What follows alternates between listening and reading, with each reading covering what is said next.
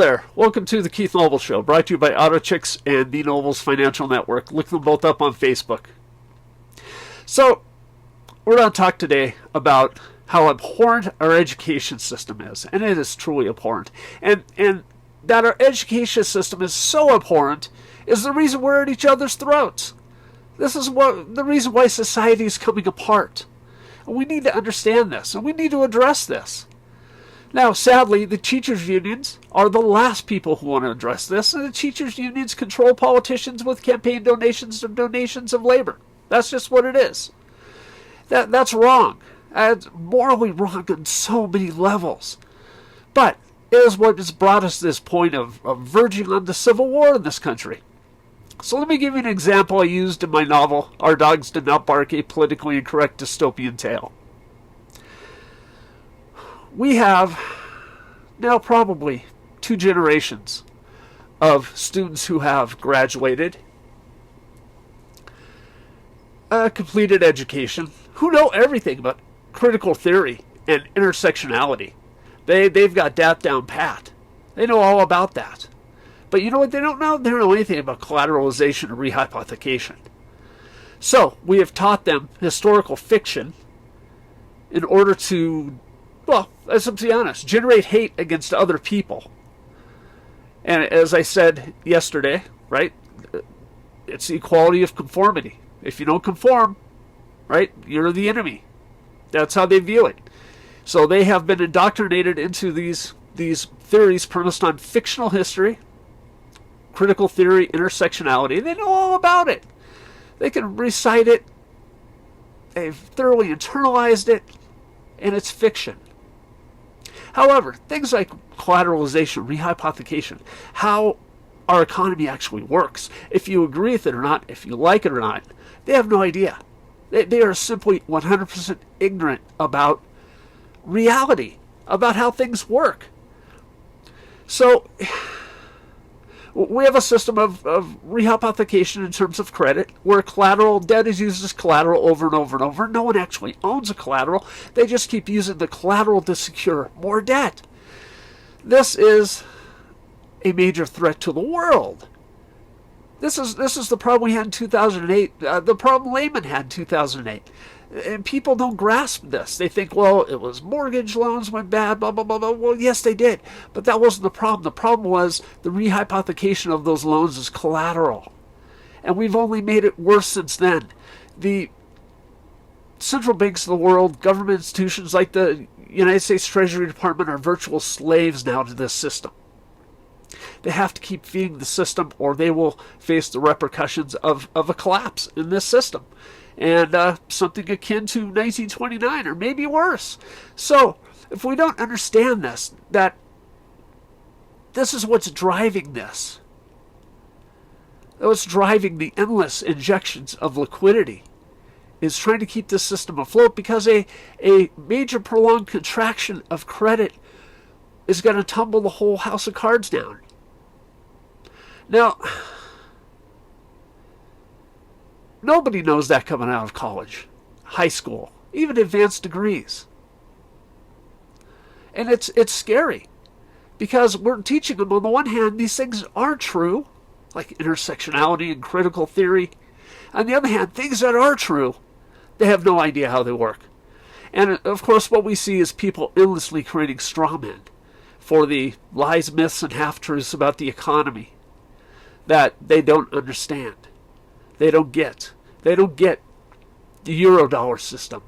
They don't get that the United States government and the Federal Reserve do not actually create dollars. They provide liquidity and assure reserves to allow banks to create dollars. And those banks creating dollars aren't all in the United States. In fact, most of them are overseas. So the government has very little control over dollars created.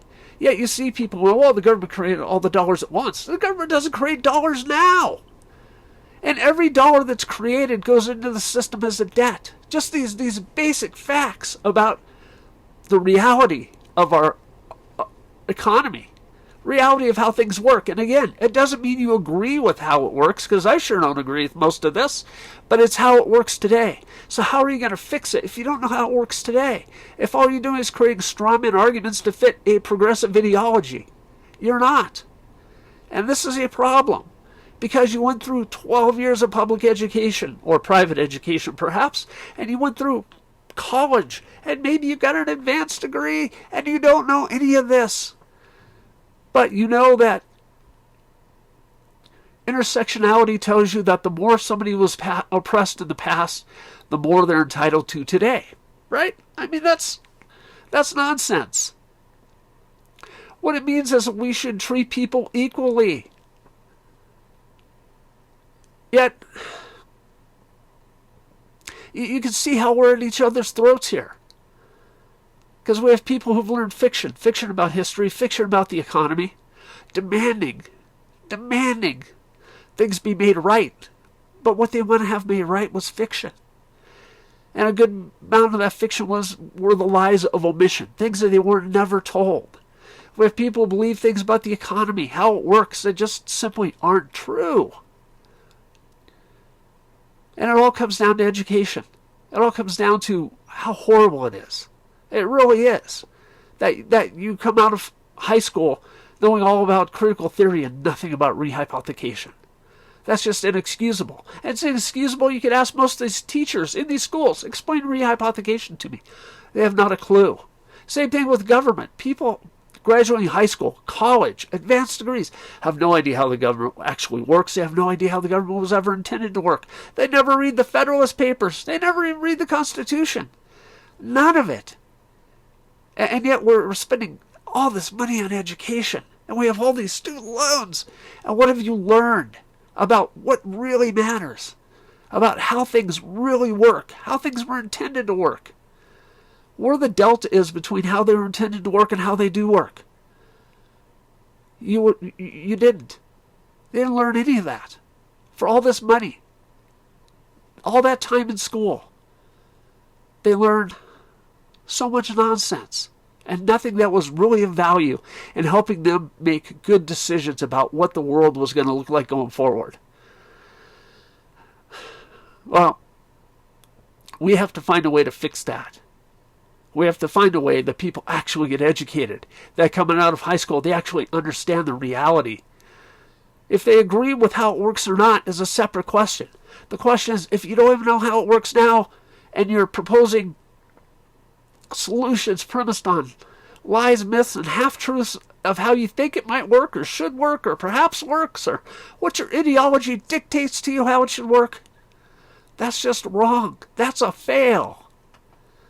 And this is why we're at each other's throats. It's not that there isn't wealth transfers to the 1%. It's that they're not what progressives have been taught they are. Or they don't work the way progressives think they work. And trying to get them to understand that is a steep hill to climb. Because they want to argue about what they learned in school that was bullshit. So, next time you meet progressive, they talk about wealth transfers. Ask them, well, how does the euro dollar figure into that? Tell me about rehypothecation and collateralization. How does that figure into that? They will look at you like you've got three heads, because they have not a clue. But these are the primary means of wealth transfer.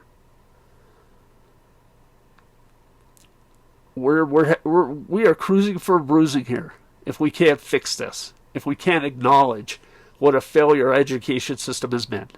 So, thank you again. Talk to you soon.